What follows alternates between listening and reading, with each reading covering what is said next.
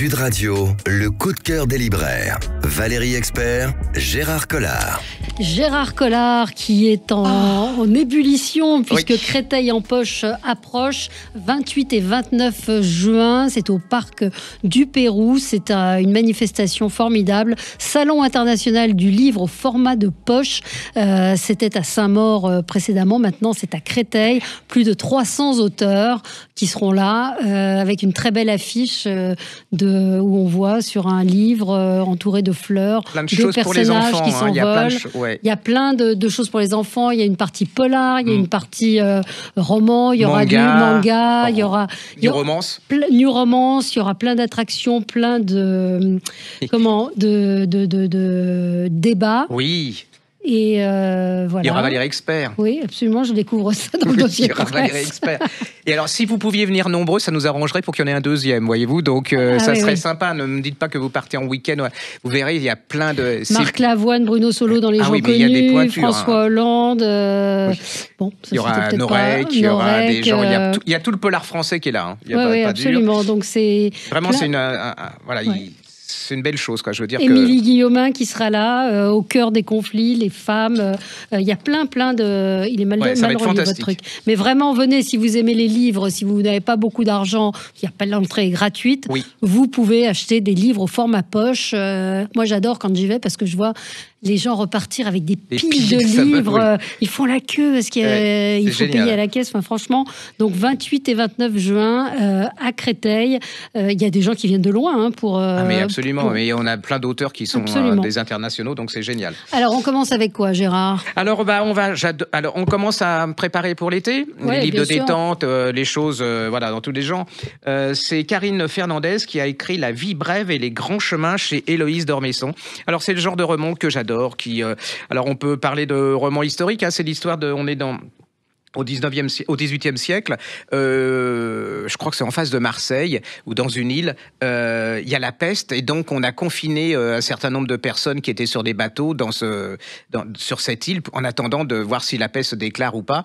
Et là, il y a un jeune aristocrate qui est coincé, qui est espagnol. Alors lui, il n'a pas de problème d'argent, de choses comme ça. C'est un oisif, et tout. Et puis là, il rencontre une jolie Syrienne, mais absolument magnifique, qui est une ancienne esclave et qui va se marié avec un vieil aristocrate, et lui il tombe complètement fou amoureux comme ça. Ça a l'air d'être des lits, mais c'est vraiment, on est dedans.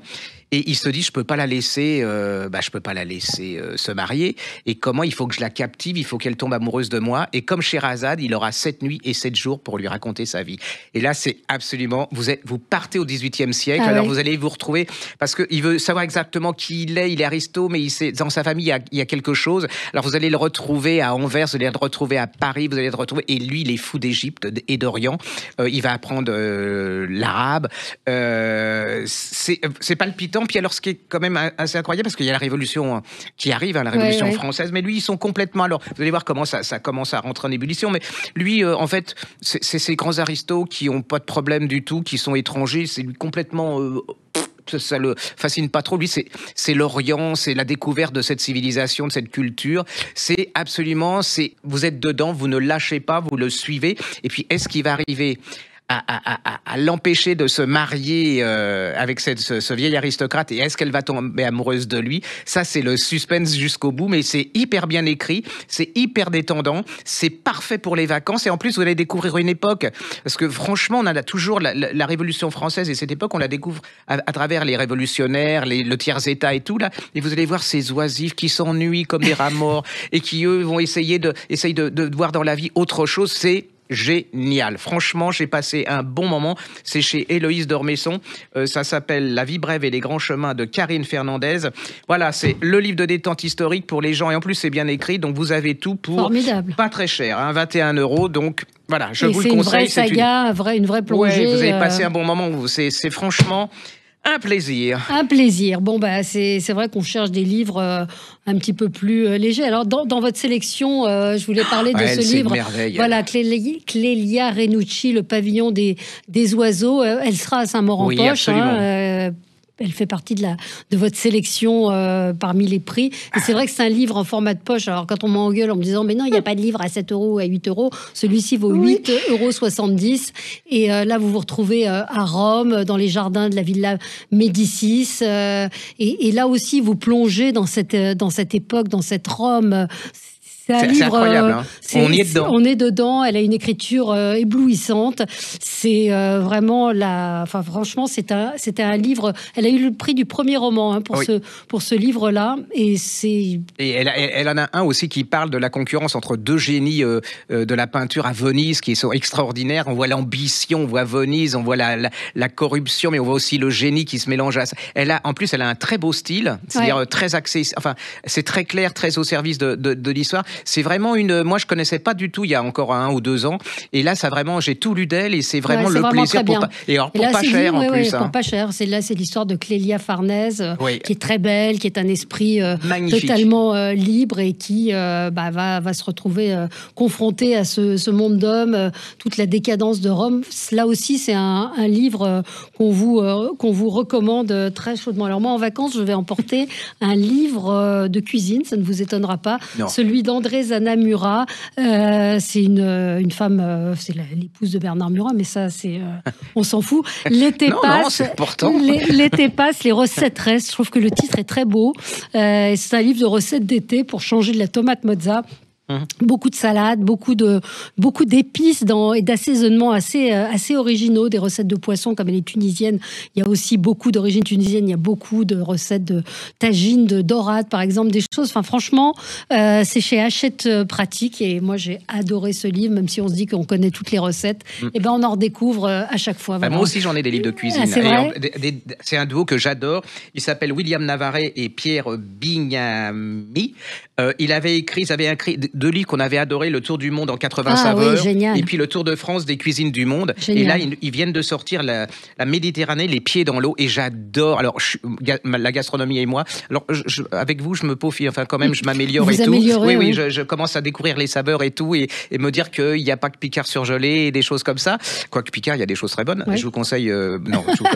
Donc, ce que j'aime bien, c'est qu'ils se baladent dans la Méditerranée. Ils vous parlent de cuisine, mais ils vous parlent aussi de culture, d'histoire, et à travers la gastronomie, ils vous font découvrir cette histoire de la Méditerranée d'une manière complètement différente et dans le quotidien, parce que en fait la gastronomie, elle forge l'histoire et la culture elle forge aussi la gastronomie. Ils écrivent magnifiquement bien, mais c'est toujours intéressant. Ils ont un style, ils ont un style, et vous sortez de là-dedans. Vous avez de ce bouquin, vous avez envie d'aller au resto et de vous demander à votre copine ou à votre copain de peut-être se lancer dans la cuisine, parce que moi c'est pas possible. Mais allez-y, c'est 3 petites merveilles. C'est vraiment pour la fête des pères, vous voyez, vous prenez ça, ou même pour après. Enfin, c'est vraiment c'est ce qu'on appelle des livres savoureux. Alors ça s'appelle la Méditerranée, les pieds dans l'eau. C'est de William Navarret et Pierre Bignami. Et c'est chez... Je ne sais pas. Je ne savais pas. Bon, on trouvera quand même. Oui, ça sera marqué sur le podcast. Voilà, il y a ce cahier. Alors, moi, je déteste les cahiers de vacances, mais celui-là, je le trouve plutôt marrant, parce que les parenthèses élémentaires, c'est Karine Dijoude. Elle est sur Instagram, et elle vous donne des petits trucs de français sur des erreurs à ne pas commettre. Et là, c'est le cahier d'activité. C'est pour les amoureux de la langue française, dont je suis. Et j'avoue que même si je connais beaucoup de choses, je me suis fait piéger. Il y a des coquilles littéraires, il y a des féminin singulier, il y a plein de petits jeux. Franchement, c'est hyper malin, c'est hyper intelligent. Elle a 450 000 abonnés à son compte. C'est bien. C'est plein de jeux pour essayer de comprendre la langue française. Vous apprendrez des choses tout en vous amusant. C'est Gallimard qui publie ça. Ça s'appelle le cahier d'activité de Karine Dijoude. Vous devez connaître les parenthèses élémentaires quand on a 450 000 abonnés. Forcément, vous en faites partie. Alors, un petit polar en poche, pas cher. Il n'y a pas marqué le prix, mais je sais que c'est pas très cher. C'était paru, j'avais adoré quand c'est paru en grand format. C'est Diane Morel, ça s'appelle Le Mystère Nerval chez 10-18. Ah oui, je me souviens, ça, franchement, alors ça, c'est hard. J'adore ce genre de livre, c'est-à-dire qu'en même temps, elle vous captive, c'est-à-dire qu'il y a un vrai suspense et un vrai roman policier, mais elle vous captive, oui, dans le sens de suspense, et vous le cultive aussi, parce que vous allez découvrir une époque. Il a éternué. Oui, il y a notre réal qui a éternué. Pourtant, il n'y a pas de fleurs à part vous ici. Non. Donc, il est allergique à vous peut-être. À vos souhaits. On va le perdre. Et donc, on va découvrir un personnage hors norme qui est Gérard de Nerval, qui est un peu oublié, je trouve. Oui, c'est un des maîtres, c'est un des maîtres du romantisme, avec Lamartine et tout ça. Et puis Émile Blanche. Alors Émile Blanche, c'est la fameuse clinique de Blanche qui était à l'époque pour soigner les gens qui avaient des troubles mentaux. Ouais, mais Émile Blanche, c'est celui qui a entre autres, changer la vision de comment soigner voilà, avant, on les attachait. Lui, il a créé cette clinique où on les écoutait. Par exemple, la gastronomie était importante aussi, la nourriture et tout. Et là, Gérard de Nerval, on le retrouve dans la rue. Il a du sang sur lui. Il est complètement, il est mort. Il s'est pendu. Hein, il est atteint de folie. Il avait la syphilis. Voilà, non, on va le récupérer. Ils vont le récupérer. Oui. Et Émile Blanche là est jeune et il se charge parce que il a peur d'avoir tué quelqu'un, une fameuse femme noire, enfin qui est habillée en noir, on ne sait pas si il divague, si c'est vrai et tout. Et là, vous commencez une enquête pour savoir si Gérard de Nerval est un criminel ou pas. Et alors là, vous allez pénétrer dans le monde du romantisme, c'est-à-dire que vous avez Théophile Gautier, vous allez dans les salons, vous allez découvrir les écrivains, j'ai adoré. Une fois que vous êtes dedans, vous ne lâchez plus et en plus, ça vous cultive. C'est-à-dire que j'avais un peu oublié j'avais oublié cette époque et puis c'est une époque qui va tout changer quand même parce que le romantisme, ça va changer l'histoire de la littérature, oui, absolument. Et puis la psychiatrie à travers Émile Blanche, j'adore. C'est la preuve qu'on peut passionner les gens, leur donner du plaisir, puis en même temps pas les prendre pour des abrutis et leur donner du contenu et des choses avec plaisir et du contenu, voilà. Vous voyez, il reste parfois un petit vernis parce que je tapais Gérard de Nerval syphilis et effectivement, il est mort de la syphilis. Donc c'est des choses qu'on apprend, c'est la culture, c'est ce qui reste, qu'on apprend, dont on ne se souvient pas sur le moment, puisqu'il y a des associations. Là, on l'a retrouvé pendu. Effectivement, et on l'a retrouvé pendu, c'était en 1855. Voilà. On va marquer une pause et on continue de vous conseiller de nouveaux livres. À tout de suite. Sud Radio, le coup de cœur des libraires. Valérie Expert, Gérard Collard. Alors Gérard, je voudrais faire un énorme coup de cœur pour un livre qui s'appelle Ruby, de chair et de sang, de Pierre Bisbal, qui est paru chez Avalon & Co. Pierre Bisbal, en fait, c'est un monsieur qui écrivait principalement des livres de nouvelles que moi j'aimais beaucoup. Et c'est un monsieur qui nous suivait. Je dis c'était parce qu'il est décédé. Je l'ai appris il y a pas très longtemps. C'est un monsieur qui retweetait toutes les émissions des coups de cœur des libraires, qui commentait, qui avait un humour absolument incroyable. Oui, bien sûr. Il était sous le pseudo de Gourdance sur X, sur Twitter. Ça faisait des années qu'il faisait des petits commentaires sur l'actualité. C'était quelqu'un que je ne connaissais pas, mais d'infiniment brillant. Et je sais que ce livre lui tenait à cœur. Il est décédé au mois de février dernier. Donc j'ai lu son premier roman avec beaucoup d'émotions. Et puis c'est bien dommage parce que c'est vraiment un écrivain. C'est quelqu'un qui a une plume magnifique. Bon, je suis pas certaine de la couverture, mais en même temps, ça se passe dans un bordel. On est en 1897. On se retrouve un peu dans une ambiance des romans du Quesnoy, l'embaumeur, des choses comme ça. En fait, elle vient d'une famille où la mère a été contrainte à la prostitution et elle a qu'une envie, c'est de s'en sortir, c'est de sortir de cette condition et donc d'avoir son propre bordel. D'où la couverture. Donc vous êtes à la fois dans ce Paris de la fin du siècle, vers 1800, donc 19e siècle. Et donc, elle va croiser, donc c'est le portrait d'une femme, c'est une galerie de portraits aussi, avec des hommes, tout ce qui est hommes de l'ombre, tout ce qui est aussi ces femmes qui sont prêtes à tout pour s'en sortir, qui sont obligées de se prostituer, les hommes qui eux-mêmes vont fréquenter les bordels. C'est remarquablement bien écrit, il avait une plume vraiment superbe, parce que c'est direct, j'ai envie de dire que ça prend aux tripes, sa manière d'écrire. Donc voilà, si vous pouviez aller jeter un coup d'œil, acheter ce livre, Ruby, de chair et de sang, Pierre Bisbal, c'est chez Avalon & Co. Voilà, on sert à ça. Voilà, oui, non, mais c'est des livres, ça c'est un livre dont personne ne parlera, il n'est pas connu, sa maison d'édition n'est pas connue, mais il y a des gens comme lui qui ont un talent fou, mais vraiment un talent fou, et que les éditeurs, le problème, c'est qu'on n'a pas le temps. Enfin, il y a un moment où on est bouffé par le temps. Absolument. Absolument. J'ai l'impression de rien lire. Enfin, on a l'impression de rien lire, de pas aider les gens, mais il y a un moment où on peut vous plongez dans ce livre, vous plongez au cœur du vice. C'est tellement bien décrit, tellement bien raconté. Pierre Bisbal, Ruby, de chair et de sang, et c'est chez Avalon & Co. De quoi on parle? Pas cher. Les dernières volontés de Heather McFerguson, de Sylvie Wojcik. Alors ça, c'est une de nos écrivains préférés. Elle a toute c'est chez Harley à poche. Ça, c'était un bijou. On vous l'avait présenté quand il était en grand format. Hein. Il faut tout lire de cette femme. Tout est en... non, tout n'est pas en poche. Non. Mais celui-là est en poche et c'est une pure merveille. C'est l'histoire de ce jeune libraire. Hein. Il est libraire à Paris. Un jour, il reçoit une lettre. Il s'embête un peu. Il est sur les quais. Il s'embête un peu à Paris en tant que libraire. Et puis, il reçoit une lettre comme quoi il a hérité d'une maison vers Inverness, vers le Loch Ness, hein, pour en Écosse. Et là, on est pourquoi il connaît pas, c'est la dame qui est morte, il la connaît pas, pourquoi on lui donne ça? Il va se retrouver en Écosse. Alors déjà, hein, elle vous décrit l'Écosse, vous y êtes. Hein, c'est limite, je fais gaffe dans ma baignoire si je vais pas trouver le Loch Ness tellement elle, voilà. Il va rencontrer plein de personnages haut en couleur, tout en sensibilité, mais en humour aussi. Et il y a un suspense parce qu'on veut tout au long du livre, se dire mais pourquoi il a hérité de cette maison? C'est tout en finesse, en délicatesse. Elle ennuie pas les gens parce qu'il y a aussi des gens qui écrivent en finesse, en délicatesse, et c'est tellement fin et délicat que vous vous endormez au bout de deux pages. C'est une pure, j'arrête de dire une pure merveille parce que tout le monde me reprend les. Voilà, c'est un petit bijou. C'est pas cher, c'est pas épais. Et donc on va découvrir des secrets de famille. On va essayer de comprendre pourquoi. Mais c'est vrai que c'est l'ambiance, c'est les paysages. C'est l'Écosse, Parce que souvent, il y a des gens qui décrivent les paysages, c'est pas terrible, hein, mais elle a les mots qu'il faut exactement, il y en a pas trop, c'est une magnifique partition. Moi, c'est une des écrivains que je préfère actuellement. Vous savez, c'est un peu comme ces gens comme Marie Sizun, ces femmes qui ont un talent fou et dont on ne parle pas forcément. Les portraitistes, c'est des petits tableaux à chaque fois. Oui, c'est des portraitistes. Ouais. C'est vraiment l'Écosse telle qu'on peut l'imaginer, on la voit. On a envie d'y aller, c'est en collection de c'est Charlie à poche. Ça poche. s'appelle Les Dernières Volontés de Heather McFerguson et elle s'appelle, alors passez pas à côté, de Sylvie Wojcik. Alors c'est W-O-J-C-I-K. Voilà. Une merveille. Stéphanie Blake, vous connaissez? C'est la maman de Simon le petit lapin qui a connu une destinée internationale. Alors, elle a le titre « Le coup du lapin ». J'ai rangé mon chagrin dans la poche de mon manteau. En fait, c'est des courts chapitres qui retracent des épisodes de sa vie.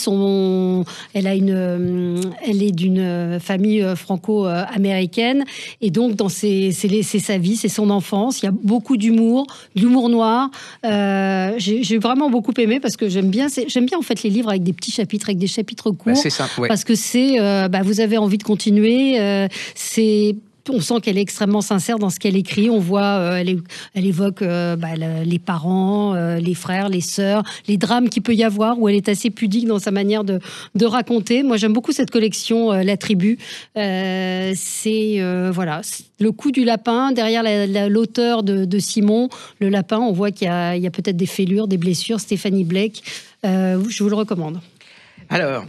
J'ai un copain un météorologue qui m'a dit que le mois les vacances allait de la pluie. Donc je vous conseille une trilogie absolument formidable. Faites ça pour vendre des livres. Ah oui, j'ai passé un moment.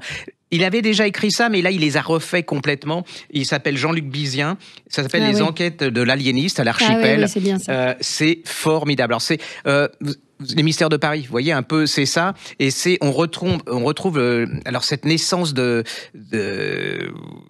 la psychanalyse et de la psychanalyse. Comment à travers la psychanalyse, là on appelait ça les aliénistes. Hein, c'était les ancêtres des psychiatres. Et Bloomberg, il va vous emmener dans Paris, dans les bas-fonds de Paris, dans la perversité humaine. C'est glauque. Vous êtes dedans. Vous êtes comme dans les films. Vous savez, c'est exactement les mystères de Paris. J'ai adoré. C'est une pure réussite, à tel point qu'on lui a donné le prix de la meilleure série historique, de polar historique de l'année, parce que je me suis vautré dans ces romans. Il est surdoué.